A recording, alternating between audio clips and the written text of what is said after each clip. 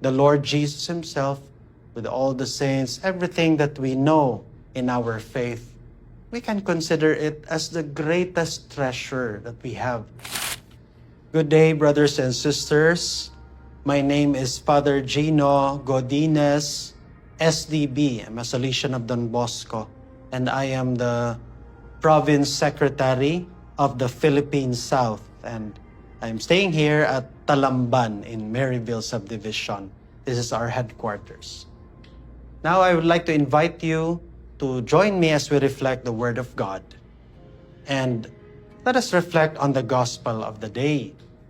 First question, are you familiar with the movie Indiana Jones, the series? One of those movies of Indiana Jones was the part of seeking the treasure, the lost treasure of the Ark of the Covenant. It was one of the most popular Indiana Jones movie series. And he was seeking really for this relic, this treasure. Kasi the Ark of the Covenant was considered like a very important treasure. And you know, this seeking for the treasure of the Ark of the Covenant, brothers and sisters, I would like to compare it to our gospel of the day.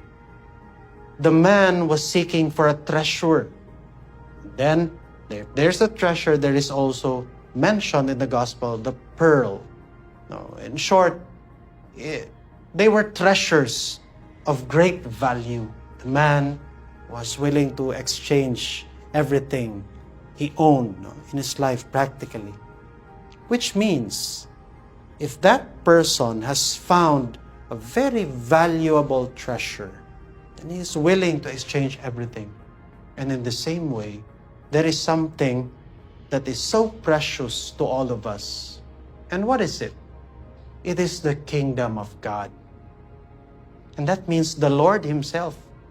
And so when we are able to find this treasure, the kingdom of God, the Lord Jesus Himself, with all the saints, everything that we know in our faith, we can consider it as the greatest treasure that we have.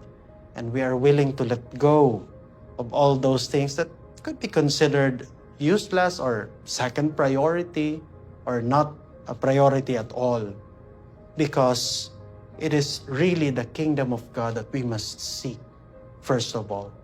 That is why the Lord today in our gospel invites us to seek the kingdom of God above all things. God bless us all.